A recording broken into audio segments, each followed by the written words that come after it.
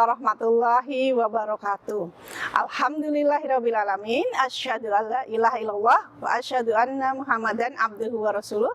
Rabbi shrahli sadri wa yassir li amri wahlul 'uqdatam min lisani yafqahul qawli. Amma ba'd. Alhamdulillah, hari ini di bulan Ramadan ini Ustazah bisa bertemu dengan anak-anak Ustazah meskipun mungkin melalui lensa HP, lensa laptop kalian. Dan Alhamdulillah Ustazah sehat walafiat.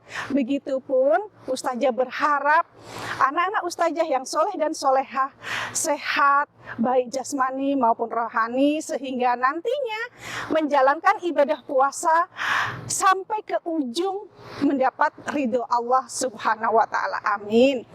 Ya anak-anak Ustazah yang soleh dan solehah, tema yang akan Ustazah bawakan itu tentang makanan. Aduh Ustazah, kenapa harus makanan Ustazah? Lapar Ustazah. Iya nggak apa-apa. Tapi bukan tentang makanan yang sekarang kita makan, enggak. Yang Ustazah sampaikan adalah tentang manfaat makanan halal bagi kepribadian kita sebagai umat Islam. Ya anak-anak Ustazah yang soleh dan soleha, sahur kalian bagaimana? Buka puasa kalian bagaimana? Menyenangkan kan? Wah, apalagi di siang hari kalian ke pasar Ramadan, melihat begitu banyak makanan yang dijual di pasar Ramadan, lalu membeli, ada es es mutiara, ada es boba, melihat udang, melihat kepiting. Wow, enak. Apalagi mungkin setelah sholat tarawih, kalian keluar membeli nasi goreng, kemudian kalian makan. Masya Allah, di situ nikmat yang Allah berikan. Saat kita setelah berpuasa seharian, Allah memberikan kenikmatan pada kita untuk berbuka dengan makanan yang kita sukai. Namun anak-anak Ustazah yang soleh dan soleha dan dirahmati Allah, perlu kita ketahui, makanan yang kita makan itu juga berpengaruh kepada kepribadian kita loh. Kepribadian yang bagaimana ya Ustazah? Maksudnya, makanan yang kita makan itu apakah satu halal? Ya, yang kedua, apakah baik untuk kita? Ya, jadi kalau dibagi sebenarnya makanan halal itu ada 3 jenis tingkatannya. Yang pertama, dia halal dilihat dari zat yang ada di makanan tersebut.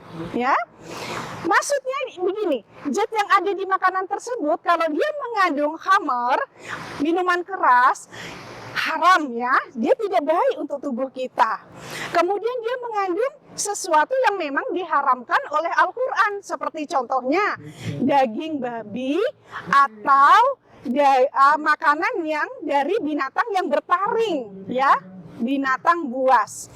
Kemudian yang kedua, makanan halal juga dilihat dari cara mendapatkannya. Bagaimana itu mendapatkannya? Kalau ibu-ibu kalian ke pasar membeli, uang yang didapat adalah uang halal ya, dari gaji ayah. Ya, kemudian dibelikan makanan di pasar. Insya Allah itu halal dari cara mendapatkannya. Kemudian kalian diberi oleh tetangga makanan, insya Allah itu pun halal kalian makan. Nah kemudian yang ketiga, makanan itu halal dilihat dari cara pengolahannya. Nah ini yang perlu kalian cermati.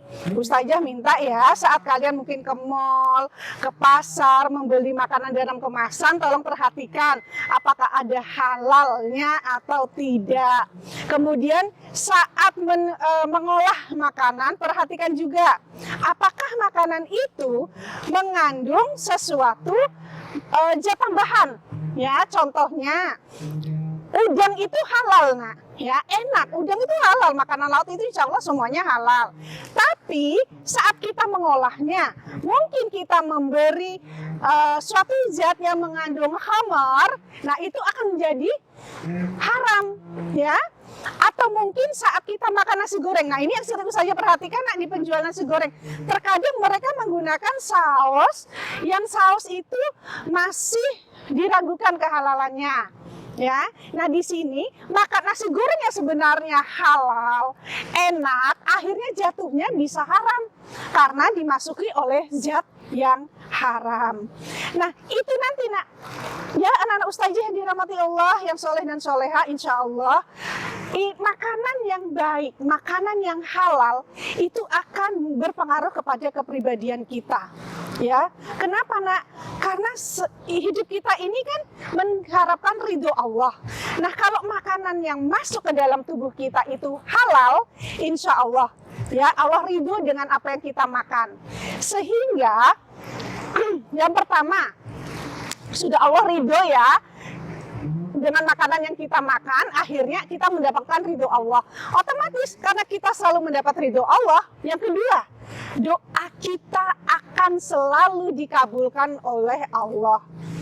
Kemudian yang ketiga, kita akan selalu mendapatkan kebaikan, terhindar dari hal-hal yang tercela. Contoh sederhananya begini nak, kalau kita sering makan makanan haram, ya, dalam tubuh kita ini panas, ya, akhirnya kita mungkin jadi sering marah-marah, sering galau.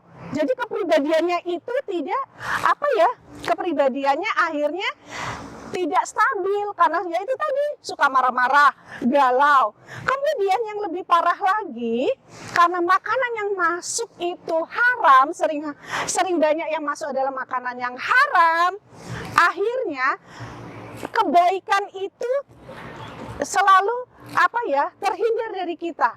Contohnya, di sebelah rumah kita atau mungkin dekat di rumah kita ada masjid, ya, dan azan untuk panggilan sholat fardu itu 5 kali sehari. Tapi kita mendengar hanya masuk kanan, keluar kiri. Artinya apa nak? Kita mengabaikan panggilan Allah untuk sholat tepat waktu. Akhirnya sholatnya menjadi di belakang, di akhir waktu. Nah, ini yang menyebabkan kepribadian kita bukan lagi menjadi contoh kepribadian seorang muslim dan muslimah yang baik.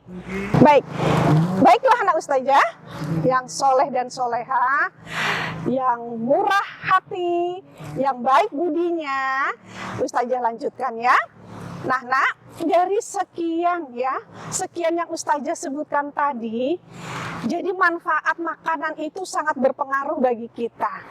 Sangat berpengaruh bagi otak kita untuk belajar, untuk mencerna pelajaran di sekolah, untuk mencerna ayat-ayat Allah, ya. Kemudian yang kedua, makanan yang masuk ke dalam tubuh kita, kalau itu halal, kita tahu cara mendapatkannya juga halal, dari zat-zat yang halal pula, dan cara mengolahnya pun halal, insya Allah dalam tubuh kita ini juga akan terjaga kesehatannya, baik secara jasmani maupun rohani. Kemudian yang paling penting yang ustazah sebutkan tadi, dari semua makanan yang halal itu insya Allah kita akan selalu mendapat ridho dari Allah Subhanahu wa Ta'ala, dan doa-doa kita pun akan sampai kepada Allah. Jadi tidak ada yang menjadi sekat, ya, doa-doa kita tidak tersekat, tidak ada dinding, ya, antara doa kita dengan Allah. Kenapa? Ya itu tadi, karena makanan kita adalah makanan yang halal dan baik. Baiklah anak-anak ustazah, cukup sekian ya dari Ustazah Hemi. Semoga ustazah berdoa semoga puasa kalian lancar, ya, ibadah puasa kalian lancar, baca Al-Qur'annya pun dilancarkan dan dimudahkan. Minimal dalam 1 bulan 1 kali khatam, ya. Semoga kesehatan selalu Allah karuniakan kepada kalian semua, kepada keluarga kalian semua, dan jangan lupa tetap jaga kesehatan, ya, karena kita masih dalam kondisi pandemi. Kalau keluar rumah, tolong tetap pakai masker, kemudian jaga jarak, lalu begitu sampai di rumah jangan lupa untuk cuci tangan. Baiklah, ini yang bisa Ustazah ini sampaikan. Ustazah akhiri. Assalamualaikum warahmatullahi wabarakatuh.